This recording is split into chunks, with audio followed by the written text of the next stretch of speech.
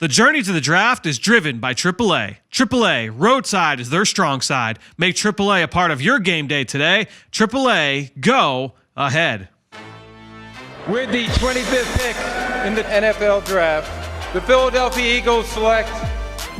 You're listening to the Journey to the Draft podcast, driven by AAA. Welcome to the Journey to the Draft podcast, driven by AAA. I'm your host, Fran Duffy. We've got a fun show. We are going to react here to a lot of the top bowl games that we've seen over the last week. We had obviously the New Year's Eve day games. We had the New Year's Day games. We had the college football playoff over the weekend. So a lot of football to react to. We're going to start things off at the top with Saturday Scouting and our friend Ben Fennell, fresh off his trip back from the Citrus Bowl, Alabama versus Michigan. We'll talk about that game as well as what we saw from the Peach Bowl, LSU versus Oklahoma. Then Clemson, Ohio State, the Fiesta Bowl. Ton to talk about with those games. And then we're going to welcome in Lance Zierlein, friend of the show here on Mr. Relevant from NFL Network, NFL.com. Lance does a great job evaluating players on a year-round basis. We'll catch up with him and get some players that he's really high on at this early stage of the process. As always, we'll catch up with Tony Pauline in Draft Buzz. We'll talk about some of the players that caught his eye over the last few days, and then we'll answer some questions from you at home. Before we get into the rest of the show, again, the best way to support us, we're starting to get into draft season now. Obviously not for Eagles fans all the way yet, but for 2/3 of the NFL, it is officially draft season. So if you want to just throw us a little bit extra love, go onto Apple Podcasts or Stitcher, leave us a rating, leave us a comment. If you leave a comment with a question in the comment, we'll answer it here on the show in our draft mailbag segment. But things are going to start picking up here in a big way here on the Journey to the Draft podcast, driven by AAA. So give us some love. We really, really appreciate it here as we start the 2020 calendar year. All right, let's get things going here at the top. Let's start with Saturday Scouting. It's time for Saturday Scouting.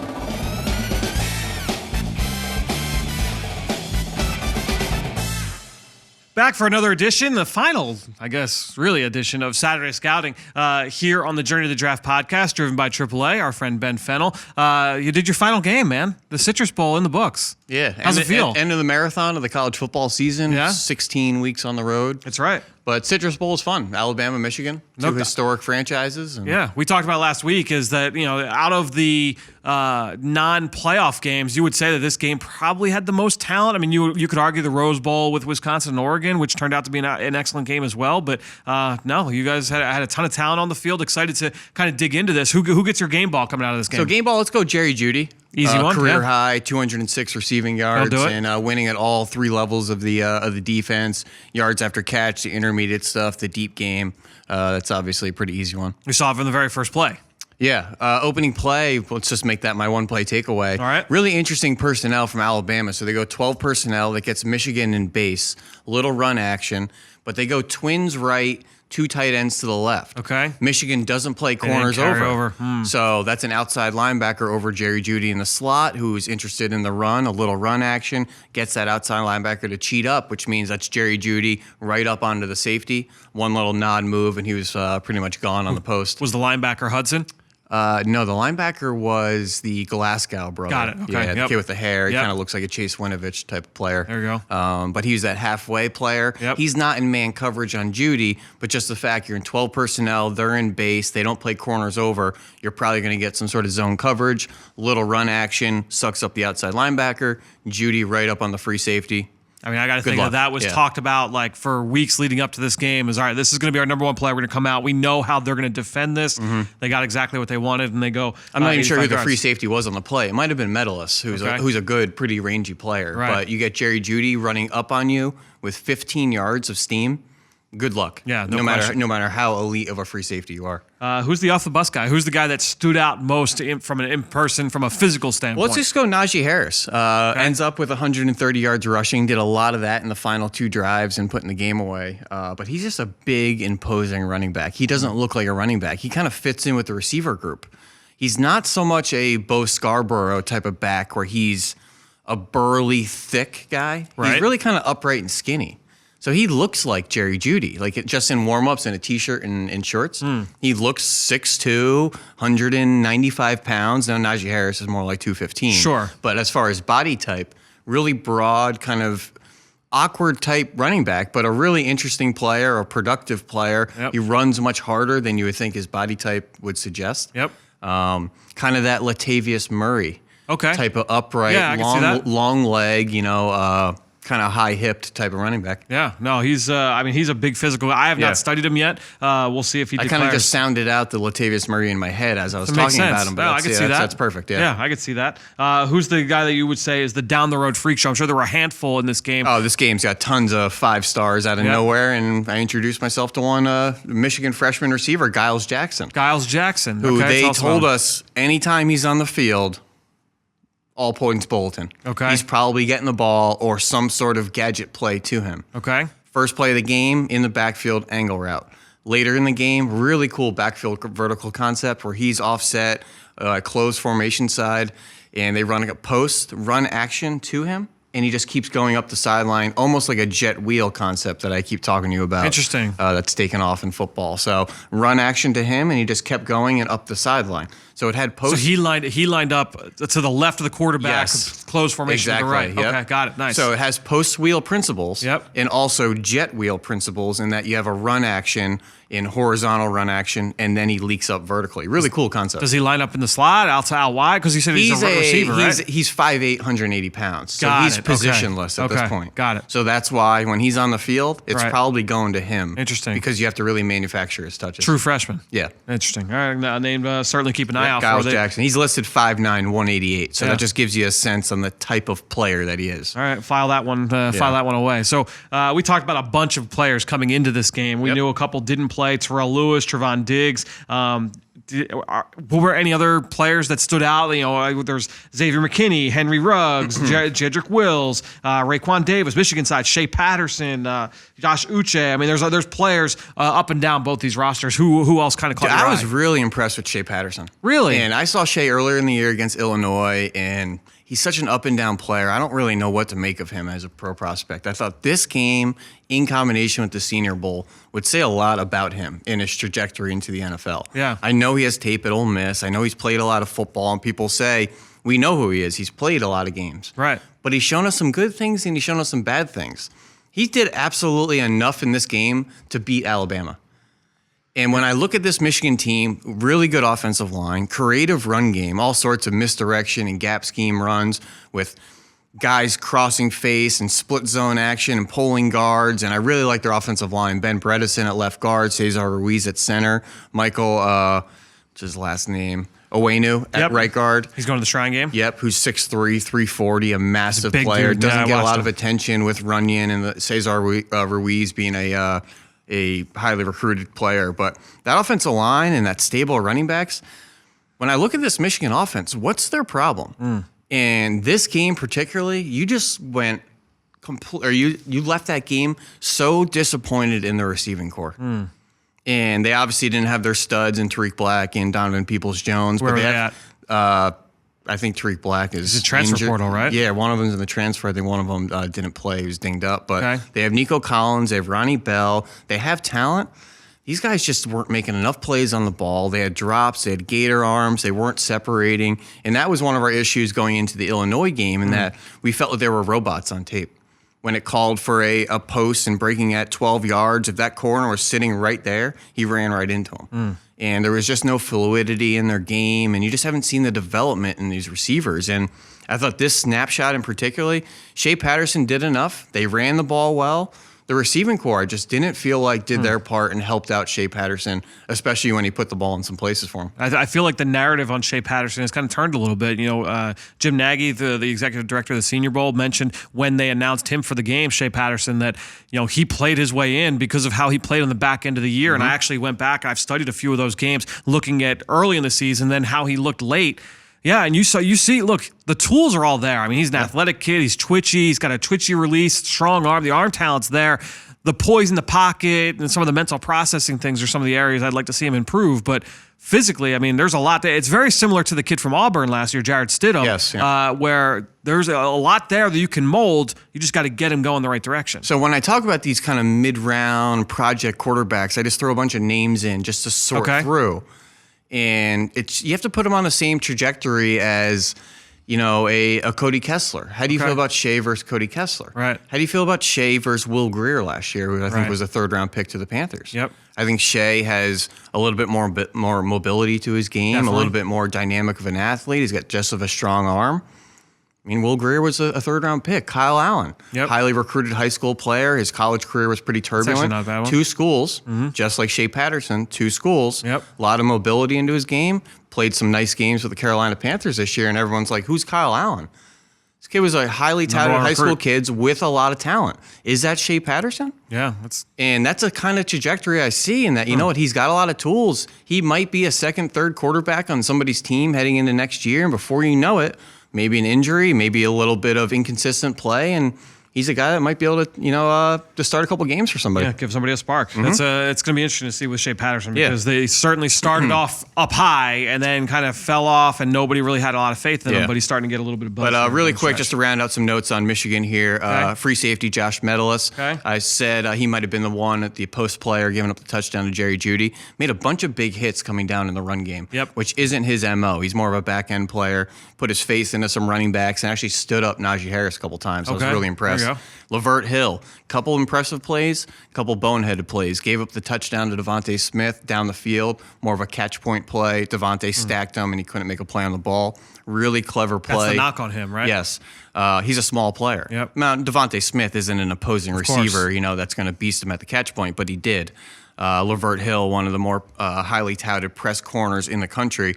Really nice play in cover 2 in this game. Let his outside receiver go, got his eyes immediately to the outbreaking route of number 2 and crushed Henry Ruggs. Nice. Not the play that Ruggs got hurt on. Okay. Which was unfortunate to see. That was down the field, kind of lost it tracking and just lost the ball. It kind of came into his hip rib area and landed on the ball.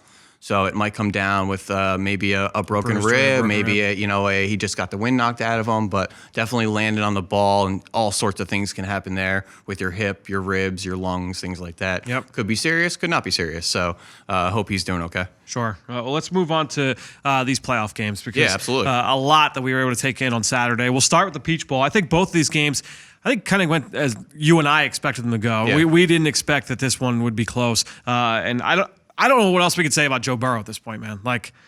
493 yards, 7 touchdowns, first half. What else can we say? I mean, he had a bunch of big-time throws in this game. He's executing at an extremely high level. We saw all of the things that we've glowed about this kid all season long. We saw it in this game. And I knew how this game was going to go off the third play of the game. Yeah, right. And I looked to my buddy I was watching the game with and said, Oklahoma's not pressing these receivers. Good luck. Here we go. Because you let Justin Jefferson get free access, Jamar Chase free access. Good luck out there. And it was almost like I saw that and said, I just sat back and said, here we go. And Joe Burrow lit him up. Justin Jefferson lit him up. And they couldn't do a thing to him. And we ranked these 4 teams. And Oklahoma collectively, pass rush, back end coverage, not a whole lot of name power. Kenneth Murray, really nice player. But when you're in that second level of the defense and you're playing an LSU team that's just throwing the ball over the place, not much you can do. He's kind of taken out of his game. He's not a pure pass rusher, and if he's not a guy that's going to sit there and QB spy for you when Burrow leaves the pocket, which he didn't have to a whole lot. You didn't see a whole lot of Kenneth Murray. You didn't see a whole lot of Neville Gallimore.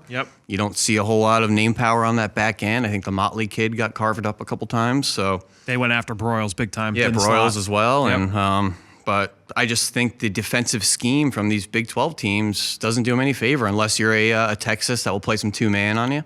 You think Alabama would have given LSU a better fight? Would that have been a better game? Absolutely. No question about it. I had the discussion on Twitter, and I got some Did Alabama give LSU the best? It was the best game that we've seen all season. I thought that was the best competition so far, and there were a lot of plays that I felt like could go either way. Trayvon Diggs getting beat at the catch point. He makes that half the time, and Jamar Chase probably makes that catch half the time, or whoever it was, Terrence Marshall or whoever. I think next year when we're talking late in the regular season, I'm gonna try and not limit myself to say, the conference champion. If they win the Pac-12, they're gonna be in the playoff. And I hope that the committee kind of looks at it that way without expanding the playoff to 8 teams. Let's worry about getting the 4 best teams in. Forget the conference championship stuff. I want the 4 best teams in, not the 4 best resumes. I want the 4 best teams in. So these playoff games are good because honestly, if you look at the first round playoff games over the last 4 or 5 years, at least one of them's been a clunker every single time because I feel like we try to shoehorn a team in instead of saying, you know what, this team, maybe they have 2 losses to this team's one, and that one loss team won their conference, but this team's a better team. But just think of how much harder that conversation would have been. I know. What if Oklahoma went undefeated? I know. Which they were very close to. Yeah. Who beat them? Kansas State? Kansas State beat them. They also were very close to like going to have 3 losses too. And That's true as well. Yeah. But I just look at that like Oklahoma easily. They probably wouldn't have been number 1 because LSU is pretty impressive. Sure. But there's no way you could have said, I know you're undefeated, but you're Big 12. You don't really play anybody. We're not going to put you in. I feel like Oklahoma would have, burnt the country on fire, or burnt the country down. The one guy that did show up for Oklahoma, CeeDee Lamb, made a couple of really nice catches, especially early on. More of the same from him. 4 catches, 119 yards. No question. The Blitnikoff winner, Jamar Chase, 2 catches, 61 yards. The guy that was just lighting up my mentions in terms of fans saying, what can you tell me about this guy? What can you tell me about this guy? Is Justin Jefferson. And I deferred people to you. You made the comparison to Keenan Allen. Justin Jefferson finishes this game 14 for 227, 4 touchdowns. Tell us about Justin Since Jefferson. I said that about 2 months ago at this point, he's done nothing but look like Keenan Allen. no question. And body type wise, I think they're slot players, right? But not in the short, speedy, body type, and they're not in this oversized kind of big slot role. Yep. They're long, they're lean, they're 6'2", 6'3", right about 200 pounds. All sorts of releases, gets in and out of breaks really well. Deceptive play strength. I think he's much stronger with the ball in his hands, much stronger at the catch point than people give him credit for. And obviously 14 catches, 227, 4 touchdowns. That was obviously the icing on the cake and letting him know he was the real deal. I don't remember who it was. It might have been, I don't know if it was McShay, but somebody had him in their first round. I was going to ask you. Mid-first round. Do you feel like he's in that discussion? It's really tough this year with the receiving group and the whole philosophical approach to deep positional groups. Right. In that sometimes if you're too deep, you get weighted on. Yeah. Because let's go get the other groups that there isn't that depth on day 2. Yep. If they don't see a whole lot of edge rushers on day 2 or tackle depth or interior D line looks to be a little lacking this year, they might get bumped up. That means these receivers, like last year, there might be a run on day 2. So I think he's a first round talent. Yep. But in combination with a very deep receiving group, he might get pushed to day 2. I feel like the guys that are going to go day 1 at receiver in this class are going to be the freak show guys that show up either from the combine. And there's going to like, be a couple that leapfrog their way through the Henry Ruggs runs 4.25. Yep. He comes out and runs 4.25, or Jalen Rieger runs 4.29.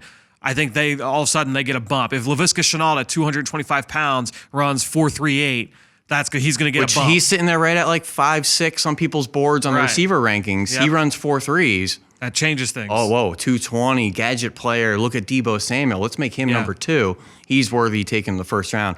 If you're a day 2 player, that's not a knock. No, of course not. Look at Michael Thomas. He just broke the receptions record. Some of the best receivers in the league right now are getting drafted second round. No question. Yeah. And I don't think that's a knock. These guys ripping off their wires and getting mad at the back end of the round 1 because you wanted to go to the draft and you're sitting in the green room looking like a goon. Enjoy the moment, and don't get so stressed about where you're picked. And I know there's some money changing hands with your pecking order in day 1 versus day 2. And you make it up in the second contract. No question. No question. And goon is an underrated word, by the way. Oh, great word. Yeah. It's underrated. All right, let's get to the Fiesta Bowl because this one was, this lived up to the hype. Yeah. It was such a fun game, and I'm going to gloat later with Tony because Tony picked Ohio State, I picked Clemson. But this went about as I expected because as we talked about when we previewed the game a couple of weeks ago, we kind of felt that Ohio State is a more talented roster, but I couldn't get past Dabo and Trevor Lawrence. And to me, Trevor Lawrence, this was the game when, next year when he's in the draft, people are going to be pointing back to this game and saying look what he did when all the cards were stacked against him. That Ohio State defense balled out all 3 levels. They shut down the 2 receivers. And both guys were banged up with T. Higgins and Justin Ross. Travis Etienne could not get going on the ground. This game was on Trevor Lawrence, and he came through with some big-time plays with his arm and obviously with his legs. Yeah, no question. 100 yards rushing. No one knew he had that in him, that long run. And it's really interesting to have Joe Burrow and Trevor Lawrence in the national championship game. Yeah. Likely the number 1 pick this year, likely the number 1 pick next year. Yep. And 2 dynamic quarterbacks.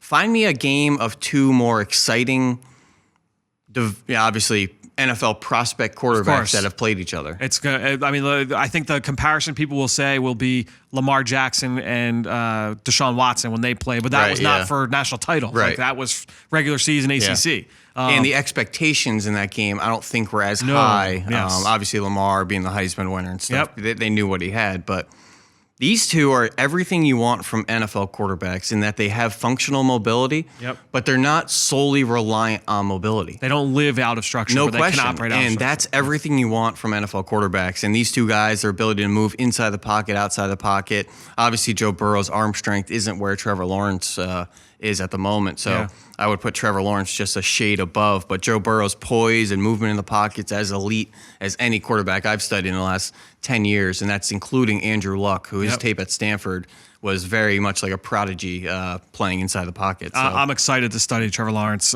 This will be May, June. But a big game from a lot of Ohio State players that I think put the stamp on who they are as prospects. Malik Harrison, Jeffrey Okudah. J.K. Dobbins, KJ Hill, who's kind of his name has gotten lost in this receiver class, who's I think just as dynamic as these Alabama kids and some of these speedsters in the Big 12. So I'm glad he was able to make a couple big plays as well. Yeah, J.K. Dobbins to me showed more juice in this game, the running back from Ohio State, than I thought that he had. We saw that long run, 68 yards on the second drive of the game that goes for a touchdown, puts them up 10-0. I didn't really know he had that. Now the big knock will be he had two big drops for them in the red zone. Red zone defense was huge for Clemson. They kept them out of the end zone a number of times. That kept the game closer than it probably should have been. And Dobbins, and again, he was banged up. He had a bum wheel. That ankle injury was certainly hurting him. He might have busted off a long touchdown later in the game had it not been for that ankle. Got tripped up late. But Dobbins, I thought, was very, very impressive. And as controversial as the targeting was. Yes. And that's the rule to me. I don't get emotional about that. If you want to eject him, not eject him. He hit him in the head, whatever. We could talk about quarterback lowering his head and stuff like that. But the trickle effect of the personnel has not been talked about enough. No. Ohio State. You've been all over this. Ohio State is a team that does not substitute. Because of these corners. Because Okudah is a corner that's the size of a safety. Because Shaun Wade is a cornerback playing in the slot that's the size of a safety. So you don't need to go sub because you have corners that could survive in the run game. And you have linebackers that are hybrid, like Pete Warner and Tough Borland and Malik Harrison. There's a really Yeah. interesting combination of skill sets there. But with Shaun Wade having to come off the field, there was a trickle effect in the continuity of a team that doesn't substitute a whole lot. I think really kind of hurt them down the stretch of the game. They went after the new kid pretty quickly. Immediately. Yeah. And he did give up some big plays. Thought he rounded out a little bit later. Like I said, the Clemson receivers, they didn't get a lot. Like offensively, like they made, Trevor Lawrence made a couple throws, and we saw the big catch from Higgins late and stuff like that. The senior Overton made a couple big plays, but outside of that, like they could not get the big plays came from Travis Etienne in the passing game. Right. Obviously we all know the jump pass off the play action quarterback run, which was an awesome play. To me, I think we look at Ohio State and we say, all right, they came into this game, especially after the receivers got banged up. They played a ton of single high man. They're going to play man coverage. And to me, that's why we saw a lot of quarterback runs from Trevor Lawrence. Man coverage, everybody's turning their back to the quarterback. He's able to take off and take advantage of that. But they did a great job getting ETN in space and made some big plays in the passing game. Yeah, I really want to see how Clemson thinks they're going to attack LSU's defense. I know. Is it an ETN game and trying to get them isolated against, LSU's linebackers who don't excel in coverage? Their defense is not as good as Ohio State's. No. They're not going to face the same kind of They have pressure. some good cover corners and obviously Stingley and Fulton and, Kerry Vincent. But if Clemson starts to put their third, fourth, even fifth receivers on the field, Clemson or LSU doesn't have that type of depth in the defensive back room. So if we start to hear the names like Frank Ladson and Joseph Nada, who are exciting 5-star freshman receivers, or even an Amari Rodgers, this might not be a T. Higgins, Justin Ross game, but we might start to see that collective depth of Clemson come onto the field and try to stretch LSU's depth. Remember, last year at this time was when everyone kind of found out about Justin Ross. He was the true freshman. Exactly, yes. And so this could be the situation. To me, I thought early on for Ohio State, the kid Garrett Wilson, the true freshman receiver, he came on, made that big catch on the sideline. I love this aspect of bowl games, too, because it's the whole chess match. You have 2 or 3 weeks to kind of prepare, and you want to throw some wrinkles at them that they haven't seen. So that means freshmen, 5 stars, guys that maybe haven't played, this is your opportunity. We're going to manufacture some touches to you. Yep. They're not ready for it, but we know you have some ability. You're not really ready right now to be a full-time player. There's a lot of, seniority in front of you, but it doesn't mean these guys like a Frank Ladson or Joseph Nada can't step up in a national championship game and make some big plays. This time, we'll say 11 months ago, everyone was saying, Justin Ross, he should go play in the XFL. He should play in the AAF because he's ready for the league right now. Right. Obviously, we haven't seen that. Like, these guys need this time to continue developing, but excited to see some of these in young that same freshmen. Conversation, this might not be a Jamar Chase, Justin Jefferson game. Might not be. This might be a Thaddeus Moss game. Yep. Which, big touchdown this past no week. question. And I know Foster Moreau with the Oakland Raiders is sitting there like, now we want to feature the tight end position. He Now would have get been a first-round pick if he had. Now we're getting the tight end down the seam and stretching them vertically. Where was this when I was here? Which Joe Brady's doing a great job in really getting everybody involved, the backs and the tight ends especially, who really weren't involved in the pass game. Yeah, one guy I felt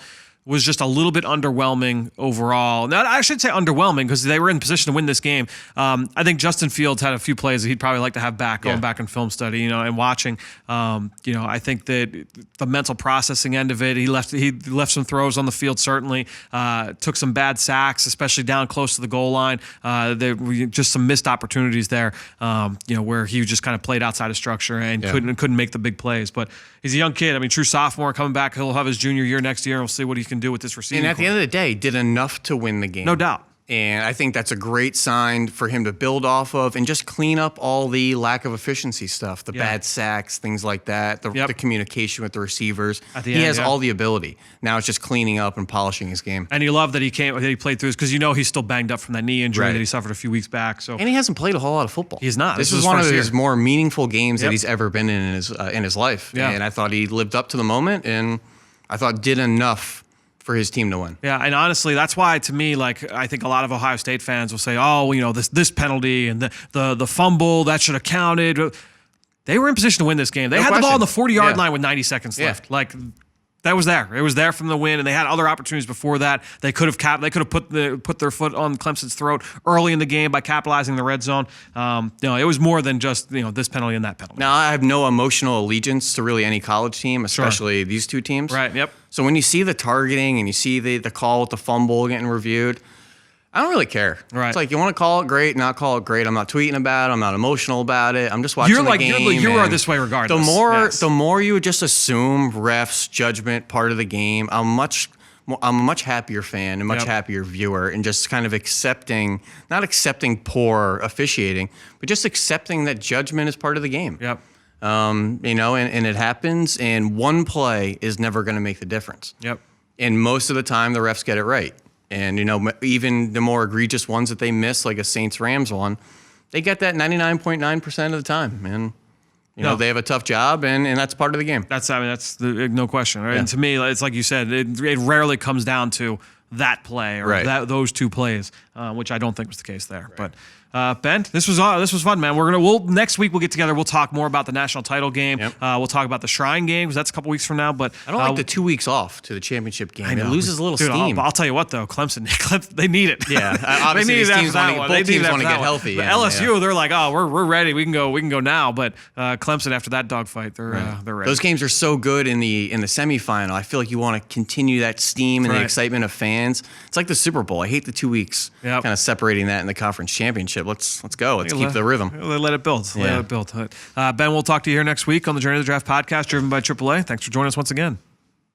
Great stuff from Ben. As always, you can follow him on Twitter at @BenFennell_NFL. He's outstanding. He helps us with everything that we do here from an X and O standpoint. He helps me immensely with the Eagle Eye in the Sky, with Eagles game plan this week. Doug Peterson on the show once again, breaking down some film. It's the only place you can get the Super Bowl winning head coach breaking down the All-22. So make sure you go check that out over on PhiladelphiaEagles.com or the Eagles YouTube page, the Eagles mobile app as well. So Ben Fennell doing an outstanding job as always. All right. Let's now get into our big guest this week. That's Lance Zierlein from NFL.com. He's going to break down some of the top players that he's excited about. Again, very early in the process, but let's get to who's caught his eye here in Mr. Relevant.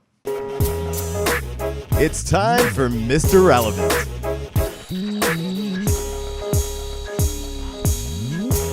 Always happy to welcome back to the Journey to the Draft podcast a friend of the show, Lance Zierlein. You can find his work over at NFL.com, obviously over at NFL Network as well. Lance, welcome back to the show, my man. Hey, it's great to be here, Fran. How you doing? I'm doing wonderful, man. Happy New Year to you. Let's start things off here talking about some of the big bowl games, obviously, over the past week of action.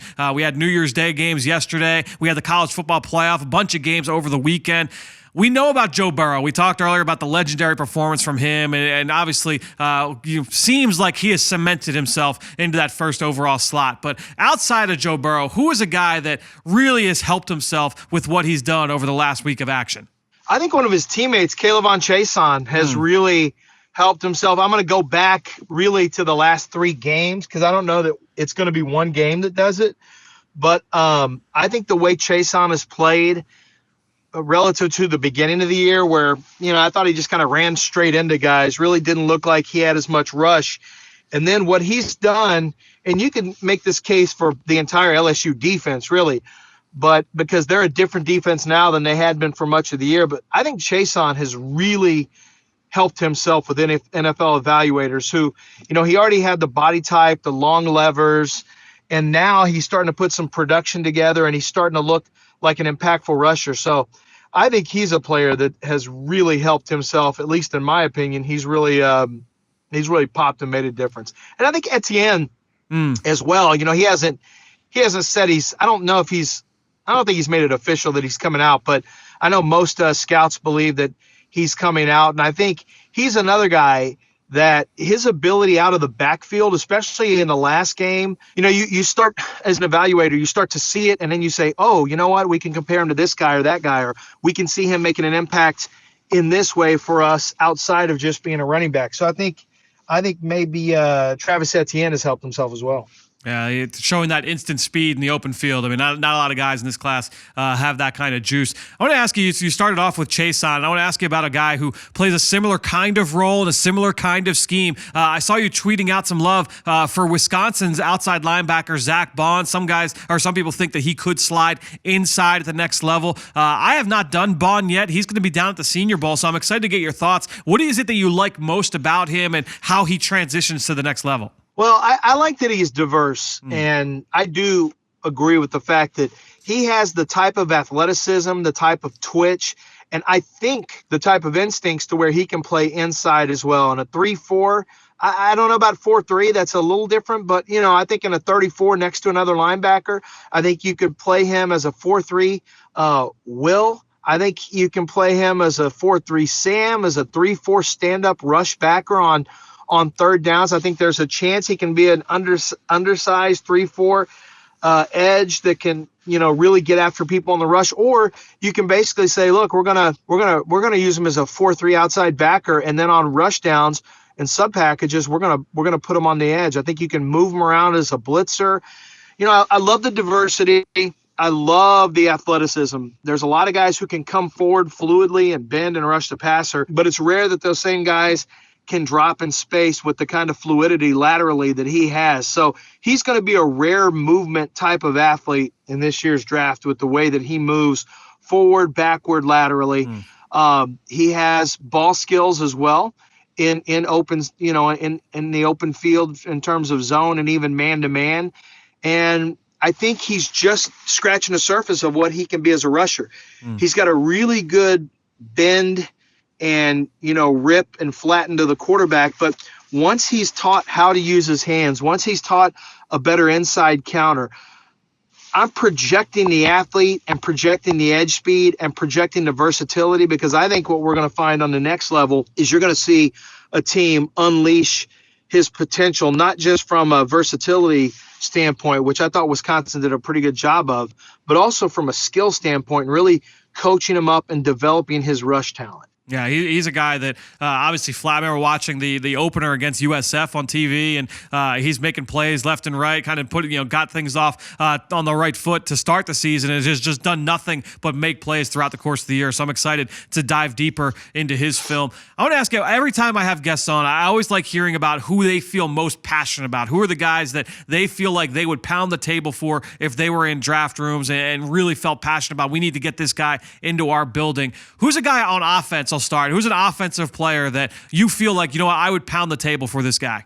I've got a few. right now, and remember, I'm still 193 players in, but there's still a lot of really good players to go for me to take a look at as I'm sitting back on some of them because I want to see T. Higgins against LSU's corners and vice versa. And so there's some things like that. But I would say for one, Jedrick Wills is one, the right tackle for Alabama. I think he's got a chance to be a really good tackle or guard in this year's NFL draft. And he is going to be a first-round tackle, but I would pound the table because I think he is going to be a really, really good player on the next on the next level, a really good player. And I think Harrison Bryant, the tight end from Florida Atlantic, is another guy on the offensive side of the ball because I think he's a solid blocker. He's a really good wide receiver in terms of his ability as a pass catcher. I don't call him a tight end. I mean, I think he's a big wide receiver, but he's a big wide receiver who can block. And most of those guys don't really have the stomach to block, but he does. And that's one of the things that I really like about him. And so I'm hearing evaluators already tell me behind the scenes they think it's a weak tight end draft, but he's a guy that I feel very passionately about as an early second rounder. And I think, maybe even if he works out well, he sneaks up higher than that. So he's a guy I would probably pound the table for from an offensive standpoint because I think he's got a chance to end up being a big impact playmaker at a position that a lot of scouts aren't real excited about this year. Yeah, I agree. I watched him a couple months back when he first got announced for the Senior Bowl, and I was really, really impressed with his ability to play out in space, make plays after the catch. It's a big play league, and at that position, we're seeing guys come out each and every year that have that kind of skill set that can impact the game. And like you said, he's got the stomach to go and make some plays at the point of attack as well as a blocker. Let's go to defense. Is there a guy defensively that obviously still early in the process, but one that's kind of caught your eye that you feel really, really passionately about? Yeah, and I'm a little behind on defense. I've looked at a lot of offensive linemen and skill position guys so far on the offensive side. I've looked at defensive linemen. I was a fan of Marvin Wilson's, but he's going back to college, which is fine because I think Derek Brown made himself a lot of money this year. But I tell you, there was a guy who really, really popped on tape for me, an underclassman, and this really gets to probably sleeper / pound the table. It probably covers both, at least on the defensive side, and that would be Amik Robertson from Louisiana Tech. Okay, I haven't gotten him yet. He is. I had someone reach out to me when he was thinking about going out. He said, "Hey, do you have an opinion?" And I said, "No, I haven't even watched him. I don't even know who he is." And he ended up, and I looked at his size. He had great production. I looked at his size, and I said, he's a little undersized to be an outside corner at about 5'9", 185. And they said, well, the feeling in his camp is that he's not going to be a different size. He's got over 20 tackles for loss as a cornerback and frequently an outside cornerback. That is, you don't see that with most, I want to say it's 28 career tackles for loss at cornerback. That's insane. And I haven't even gotten into his pass production, which is 14 career interceptions in 3 years. And he's got like 49 passes defense. Wow. So I'm like, okay, well, the numbers are super incredible, but, level of competition, yada, yada. I watched him stack up really well against Colin Johnson and the big cornerbacks from University of Texas. He is a dog. He is tough. He is physical. He does not let you off the line of scrimmage easily. He is very physical in run support. He has high-end ball skills and instincts, and he is a good athlete. I think the only question you have is, okay, he's not big enough to be an outside corner. How does he handle the slippery route runners that he's going to see inside from the slot? And that's going to be the knock and the concern. But for me, I feel like he's athletic enough to handle that, and he can take care of the run stop duties from the nickel. He's no different than Dante Robinson was to me. Dante was a bigger guy and probably faster when he came out. That's also why he was a first rounder. But I think Amik Robertson is a guy to keep your eye on as an underclassman who just makes a ton of plays on the ball. And I'm not as worried about his size because he is very strong. He's very physical. And I just think what he does is going to translate to the next level. It's a guy that I have not gotten to. I know he was a finalist on a number of lists, and he was certainly has declared for the draft. Excited to dig deeper into his film. Lance, appreciate the time here as always on the Journey to the Draft podcast, driven by AAA. We will catch up with you down in Mobile at the Senior Bowl for sure, my man. Lance is always great. Love catching up with him. He's been on the Journey to the Draft podcast a number of times. He broke down. He was actually a guy who broke news. I remember this was a couple years ago. One of my favorite moments ever on the Journey to the Draft, that when the Eagles traded up from 13 to 8 back in 2016, that, the Eagles aren't done. They're going to make a move. They're going to get to the top 2. They're targeting Carson Wentz out of North Dakota State.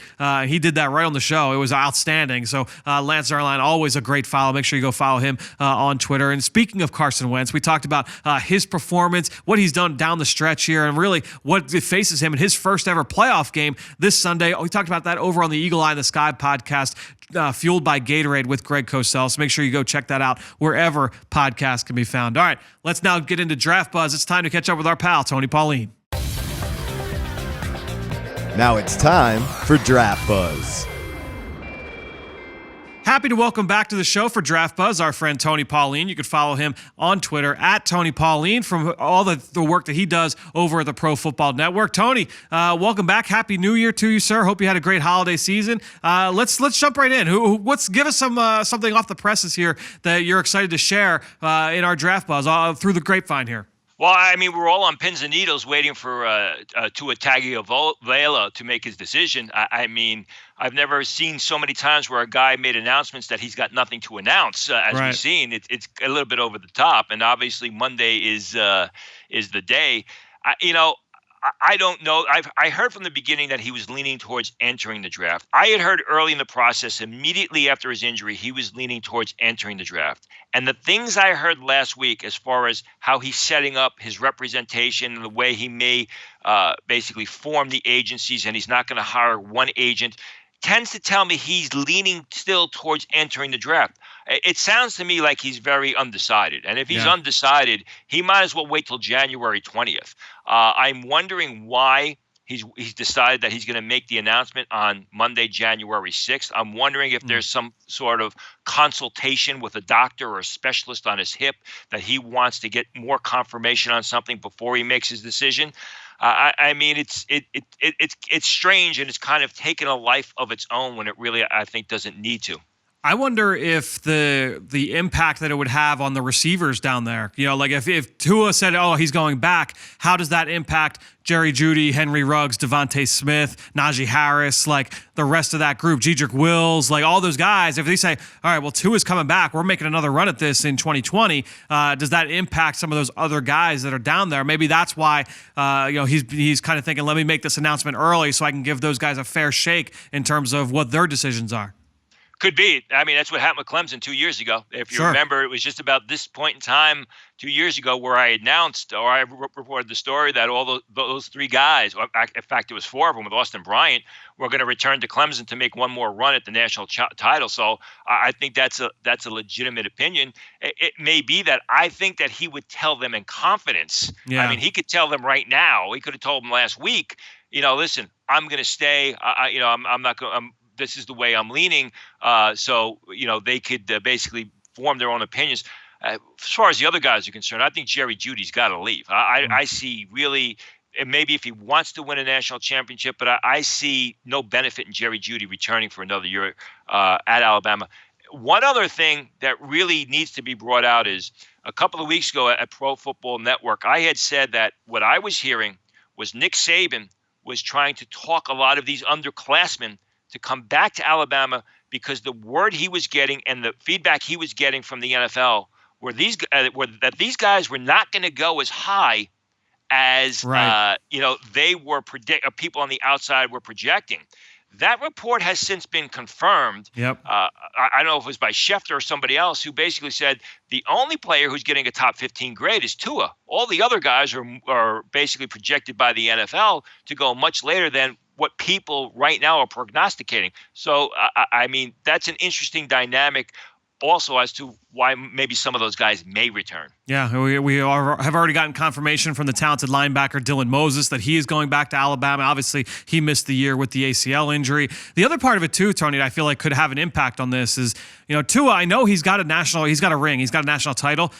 He came in at halftime in that game. To me, like, I wonder if this kid is motivated. Number one, of course, the college experience and all that, but I want to go and I want to win a title for my own and say, like, this was my team that I led to a national title. I want to finish what I started a couple of years ago. They lost to Clemson in 2018, obviously fell short this year, especially with him and the injury. To me, I think that there's something that could be said about that as well. Could be, but then again, the guy's never stayed healthy. Yeah, I mean, so if he does go back, it was ankle injuries, it was other injuries. Now he's got a major hip issue. He's got a major hip issue, and that could be all well and good. But if he goes back and he gets injured again, I mean, he's going to drop. He's going to drop like a rock. Yeah, I mean, he had like the thumb injury, the one spring ball. He's had soft tissue stuff. He's had ankle. He's had knee. He's had hip. I mean, it's a long list of things for sure. All right, well, let's talk about some of the things that have happened over the last week in college football. Who are some players that, in your mind, have really helped their stock over the course of the last week of action? Well, I don't think I don't buy into the fact that because a guy has a great bowl game, he's really going to jump up draft boards. Yeah. I look at Hakeem Butler a year ago during the Texas Bowl. He was fantastic, incredible. I was projecting him as a first-round pick. I never did, and the guy falls into the fourth round. But I think there were some performances to take note of. Okay. Obviously, first you got to start with Tyler Johnson in Minnesota. Sure. 12 receptions for 204 yards, 2 TDs against what is a talented Auburn secondary. And, I mean, he was the guy. They could not stop him. Overall, the Minnesota offense really did well, and I think Minnesota's really coached well. But I think the Tyler Johnson performance yesterday is a talking point. It's something that is going to help him, and something that teams who are looking at him now as a last day pick. If he runs well, maybe he jumps into the second day of the draft. I think Tony, are you shocked that he's not going to the Senior Bowl? Sort of. I still think there's a chance he could go to the Senior Bowl.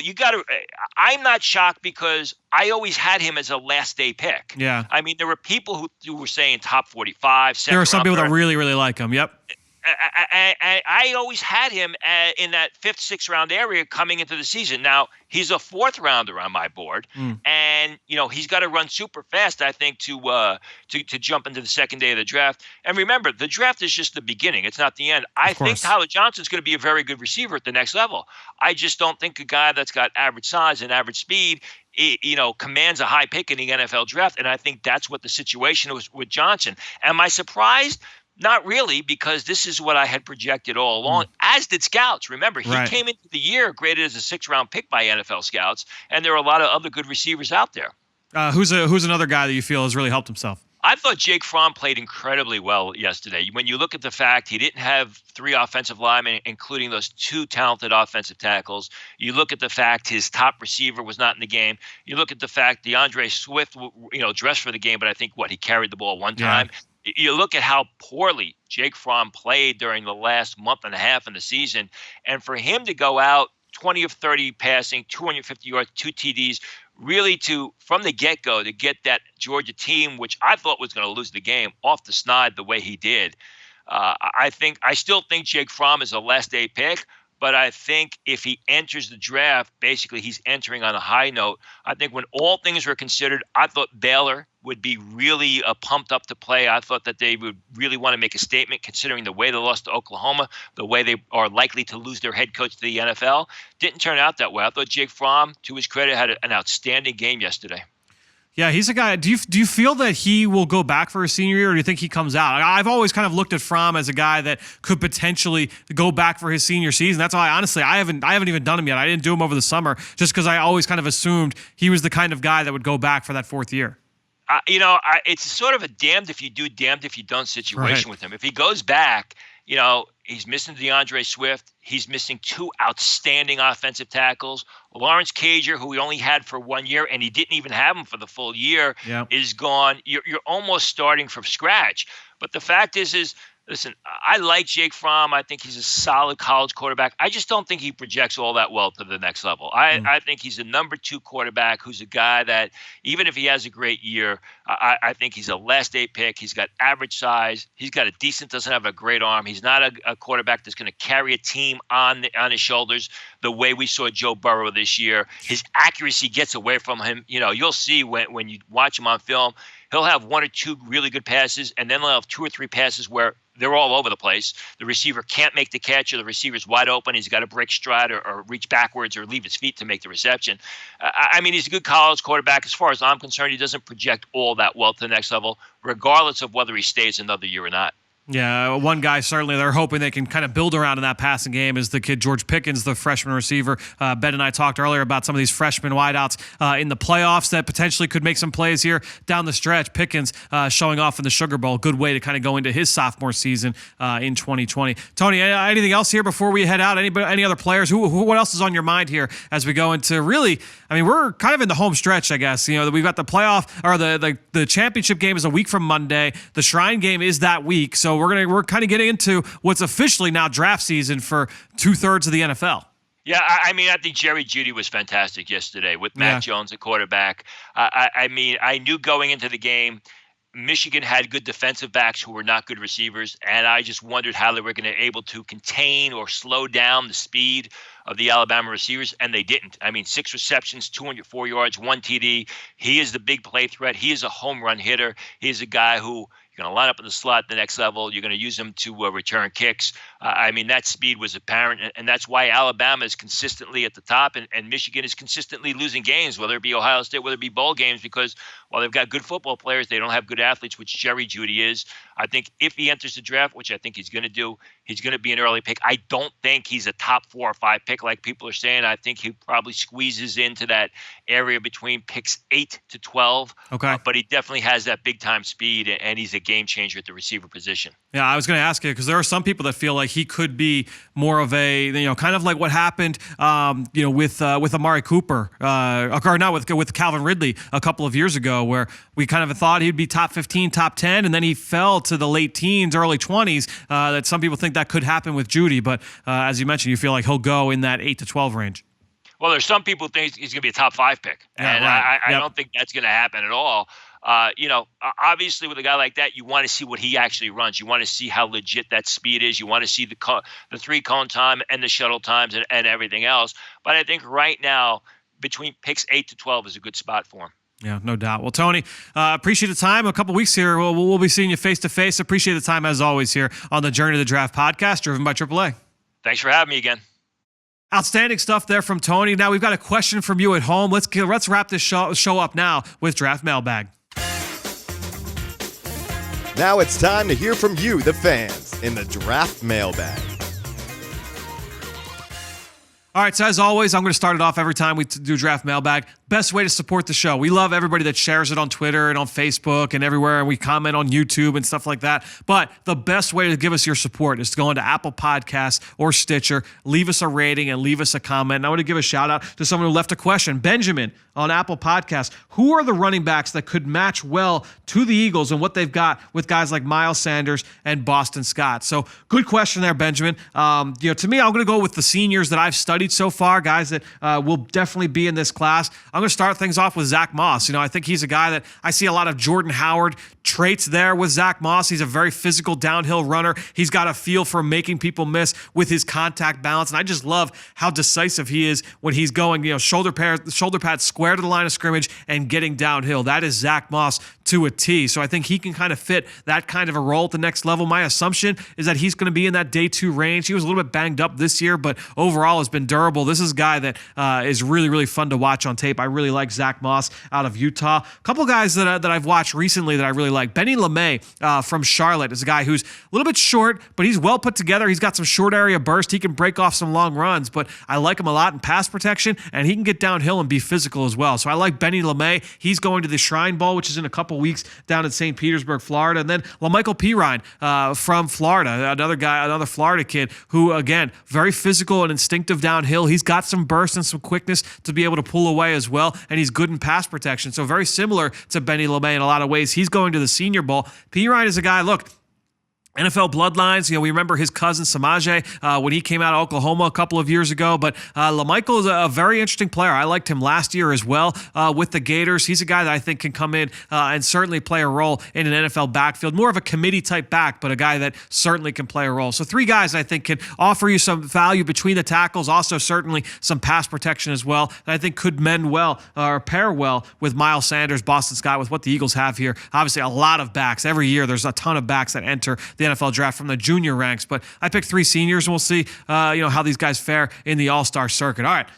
Ton we covered here on the show this week on the Journey to the Draft podcast, driven by AAA. Next week, we'll be previewing what we're going to see in the national title game, Clemson versus LSU, as well as previewing the action for the East-West Shrine Bowl, which will be the week after that. So make sure you tune in next week here on the Journey to the Draft podcast, driven by AAA.